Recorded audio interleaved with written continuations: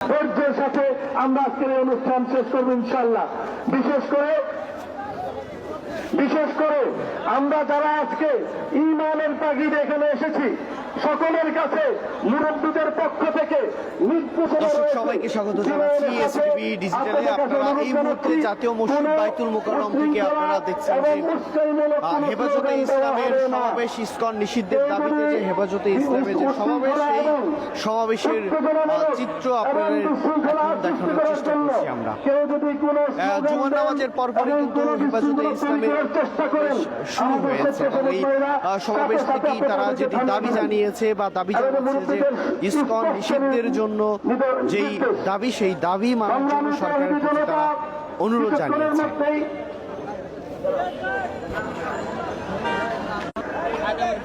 নিচে নামেন সবাই, স্বেচ্ছাসেবক উপরে যান। এই রাশেদ ভাই উপরে যান তো। এই আপনি নিচে নামেন। এই ছেলে, এই উপরে গিয়ে নিচে নামাও। এই সব নিচে যান, যান তো কয়েকজন যান।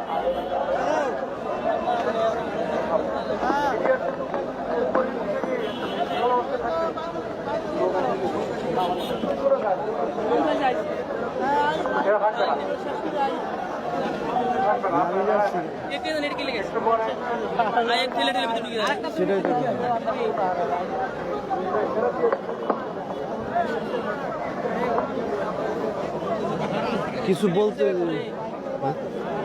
জিজ্ঞেস করা উচিত। কি বলে মহিলা মানুষ বিদ্যালয়ের কি নাকি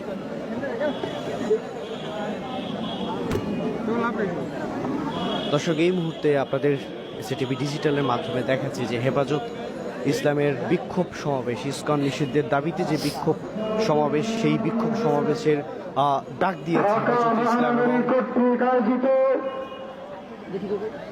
হেফাজতে ইসলামের এই বিক্ষোভ থেকে ইসকন নিষিদ্ধের জন্য যে দাবি, সেই দাবিতে অনড় রয়েছে। আপনাদেরকে দেখাচ্ছি এসটিভি ডিজিটালের মাধ্যমে সরাসরি ইসকন নিষিদ্ধের দাবিতে এবং চট্টগ্রামে আইনজীবী হত্যার প্রতিবাদে ও বিচার দাবিতে বাংলাদেশ হেফাজতে ইসলামের বাইতুল মোকাররমের উত্তর গেটে এই মুহূর্তে সমাবেশ শুরু হয়েছে। এই সমাবেশে ধর্মপ্রাণ মুসল্লিরা যোগ দিয়েছে, অর্থাৎ জুমার নামাজ শেষেই তাদের এই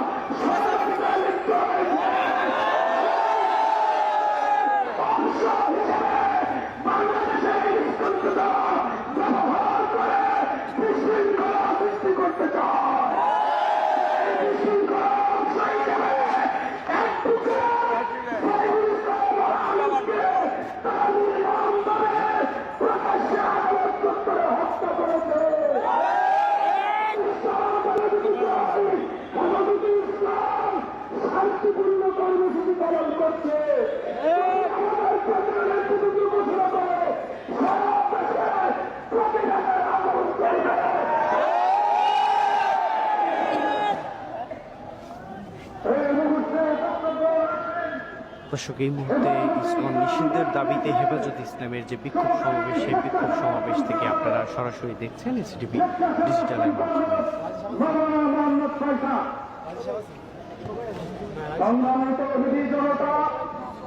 আপনারা জানেন গত 5 দিন আগে আমাদের এই দেশের সর্বোচ্চ সংবিধান সংগঠন, সন্ত্রাসী সংগঠন ইসলামের সন্ত্রাসের দ্বারা আমার ভাই শাইখুল ইসলাম আলিফকে হত্যা করেছে। শুধু হত্যা করে শান্ত হয়নি, মুসলমানদের সর্বোচ্চ ধর্মীয় প্রতিষ্ঠান মসজিদের উপর হামলা করেছে।